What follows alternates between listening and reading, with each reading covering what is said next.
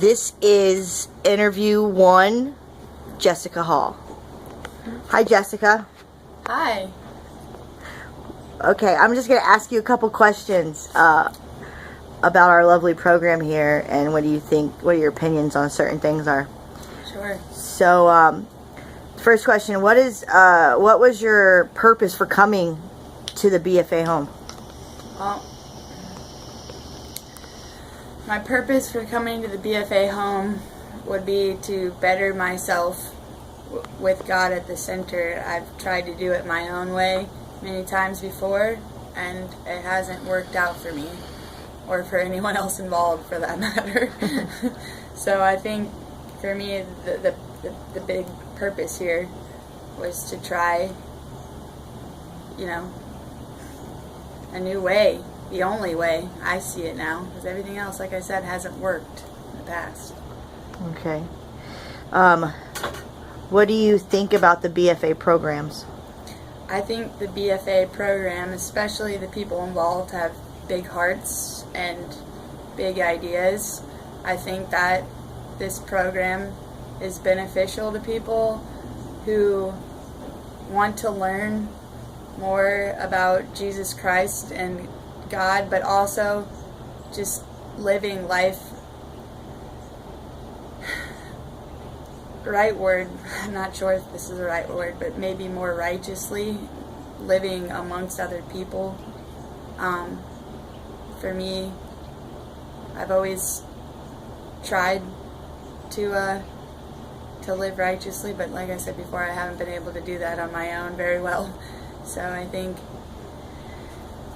the BFA program is a good way to start. Okay. Which lesson do you feel is most beneficial to you in your walk? For me, I would say the Life Without Strife group lesson is most important for me, because I've lived my life with a lot of strife, and a lot of it was unnecessary. Some of it even unwarranted, but I'm not trying to blame game here or be a victim. I just think that if my family would have implemented scripture in their daily life, it could have been different. And I think there's a lot of unnecessary strife involved. And I think for me, for example, fights that could have been avoided and things if I would have known these and had these tools from the get-go. So I think Life Without Strife would be my favorite group lesson here. Okay. Now with that, what's the hardest part of the program, you think? The hardest part of the program for me personally, this doesn't reflect anyone else's opinions, is the idle time. I think that, and people coming in at different levels, I think for me, because I have quite a bit of time sober now, that I'm coming up close to a year, a few months shy. The idle time, and I'm a high functioning person, and I've never been able to direct that function in a productive way. And I think now that I'm starting to start at a solid foundation, I think it's hard to have idle time. It can turn negative quick, and so the idle time for me has been the hardest.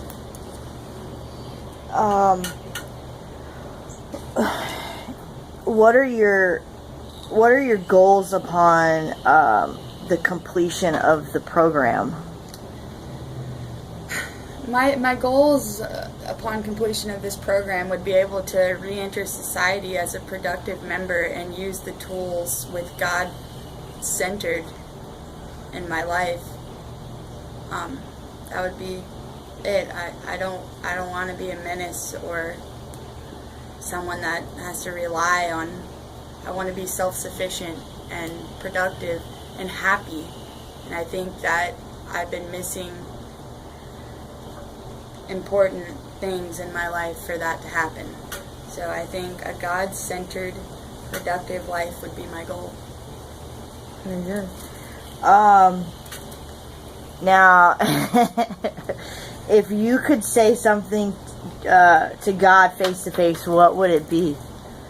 I would thank him for delivering me through this in my life, because I should have died probably several times, and I know that he was there, and now that he has a purpose for my life, and I'm trying to figure out with him what that purpose is.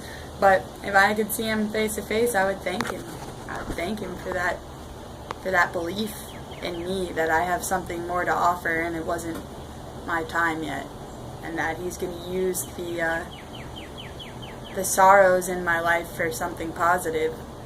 And I think that knowing that the self-inflicted wounds that I've caused can be closed and I can heal healthily, and to know that he has a plan is, like I said, I would just thank him for that. If you could say something to somebody that is struggling through addiction, and that doesn't have God, what would be your not your selling point, but what would you say to them? I would approach them first, because I wasn't a believer in God.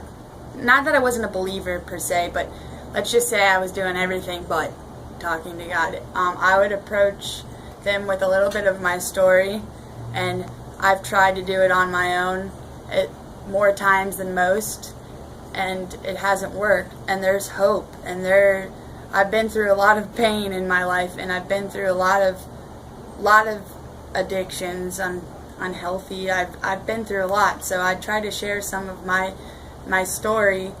And I've been to rehabs where God wasn't centered before, and I can tell you, you can exist and think you can make it through, but you can't do it without God and Scripture and guidance and healthy relationships. And I think that's the way I would approach them.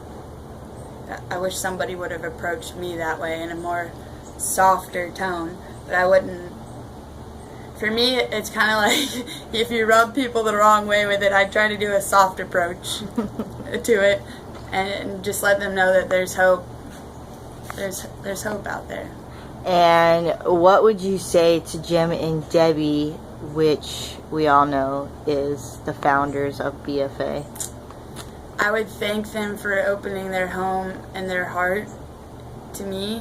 I know I'm not an easy person to deal with all the time, so that would be first and foremost. But, Jim and Debbie are the type of people you probably meet once in your life that will give up pretty much everything, their time, their heart, to see you succeed. And, for me, like I said, you don't meet people like that. And I would just want to tell them thank you from the bottom of my heart. And I know my family is thankful for them.